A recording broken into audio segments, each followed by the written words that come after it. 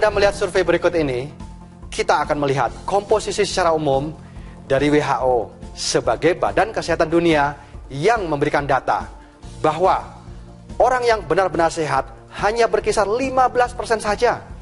Sementara 70% tampak sehat dan 15% adalah sakit, bergantung dengan obat-obatan setiap harinya.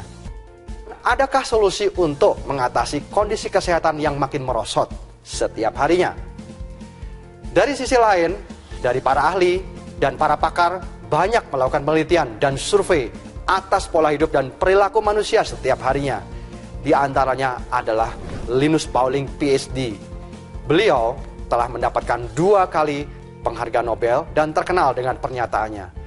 Pengobatan modern bukan jawaban untuk mengatasi penyakit modern, melainkan keseimbangan dari nutrisi sel tubuh adalah solusinya. Sementara pengobatan medis modern hanya menekan gejala tanpa menuntaskan sumber penyebabnya. Mengapa dalam hal ini nutrisi sel tubuh sangat penting? Analoginya seperti ini. Sebuah bangunan yang terbentuk dari kumpulan semen, pasir, batu bata, dan lain sebagainya. Demikian juga dengan tubuh kita.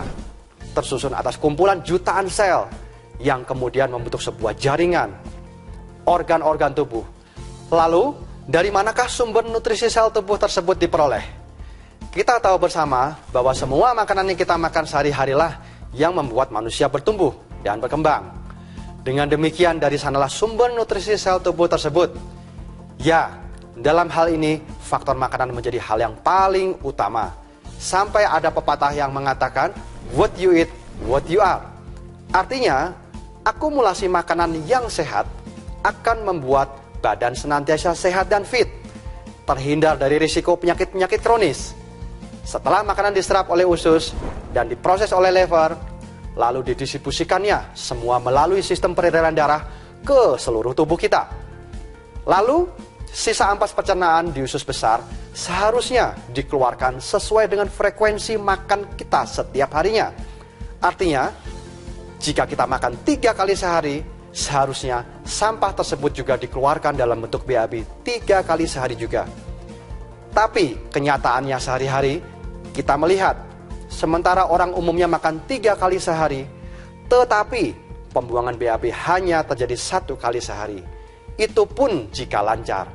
Oleh sebab itu, jika BAB sampai tertunda 2 dan 3 hari saja, bisa Anda bayangkan betapa banyaknya racun dari sisa pembusukan kotoran lama yang menumpuk dan menjadi kerak karsinogen di dinding usus besar setiap kita.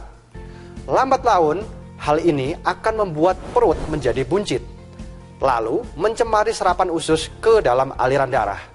Inilah awal mula terjadinya berbagai macam penyakit kronis. Berikut ini adalah gambar kerak usus pada tokoh Elvis Presley dan John Wayne yang mencapai 37 kilo dan 18 kilo. Untuk memperjelasnya, mari kita tonton klip endoskopi dari usus besar berikut ini.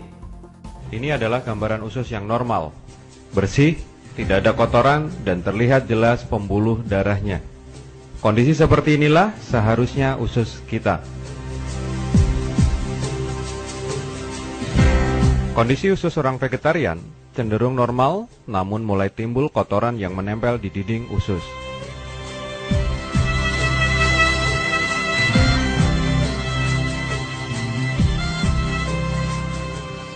Ini adalah gambaran usus kita.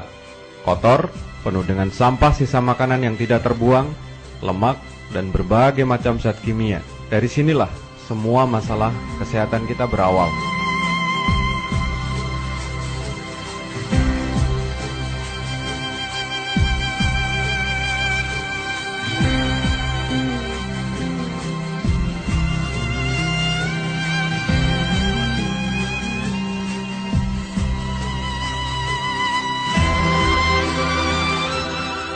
Kondisi usus penderita kanker payudara. Terlihat sangat kotor dan terjadi penyumbatan yang sangat kronis. Bisa kita lihat, semakin kotor usus seseorang, kecenderungannya akan mengalami berbagai macam keluhan penyakit.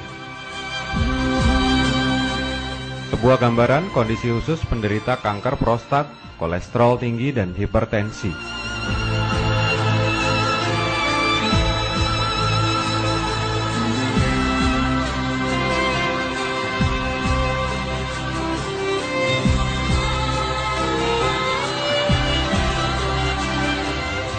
Ini adalah gambaran kondisi usus yang penuh dengan toksin seorang wanita usia 65 tahun.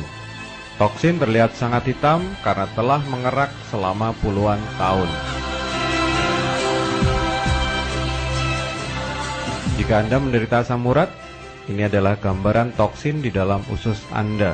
Dan buktikan jika nanti keluar toksin, warnanya akan coklat kehitam-hitaman dan sangat bau.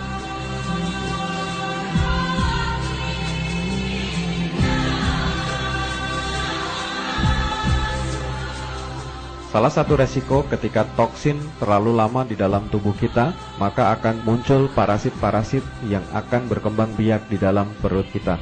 Ini adalah endoskopi kolon di mana kita lihat parasit berkembang biak sangat luar biasa di dalam perut kita.